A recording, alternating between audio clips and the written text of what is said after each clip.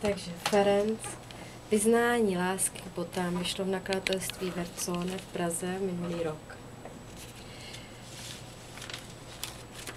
Žij sám a přeci v tak společenském světě, v němž je mé jméno nedůležité, bezvýznamné.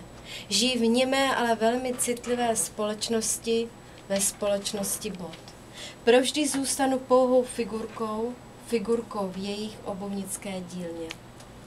Vyrostl jsem v rodině obuvníka. Už od narození byly radosti a strasti dítěte, tedy mne, svěřeny do rukou mých rodičů.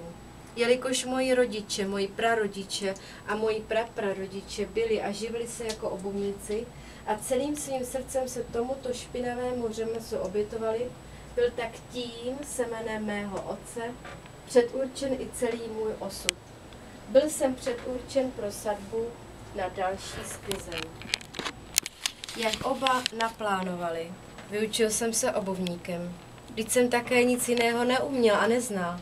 Ve škole jsem se dozvídal mnoho užitečného, ale nikoho ani nenapadlo se mě zeptat, zda tuhle práci chci skutečně vykonávat nebo ne.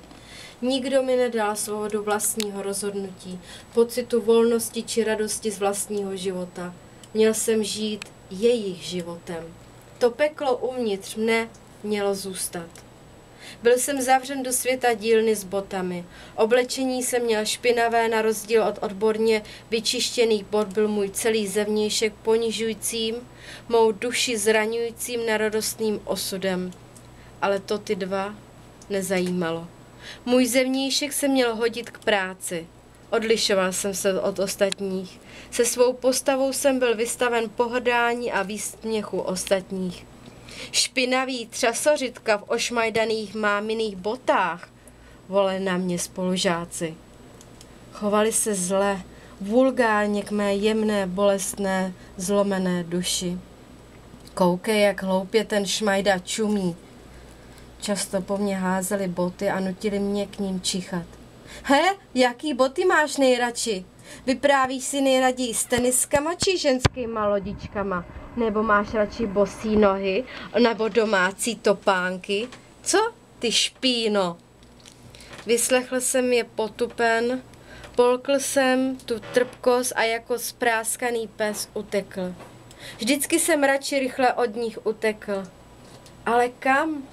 Kam jsem měl běžet, když i domov byl peklem? Má osamocenost se ve mně zocelovala. Dělala mě na povrchu chladným a zlým. V sobě jsem ale našel zvláštní pramen síly, ve které jsem nechal sklíčit silnou a divokou, slance vonící květinu.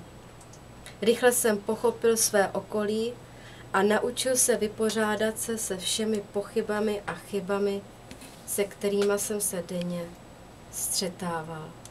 Vypěstoval jsem si sebelásku. Tato nová pučící síla začala měnit můj pocit vlastní nedůležitosti, pocit ponížení ve svobodu pomsty. Krásné. Mě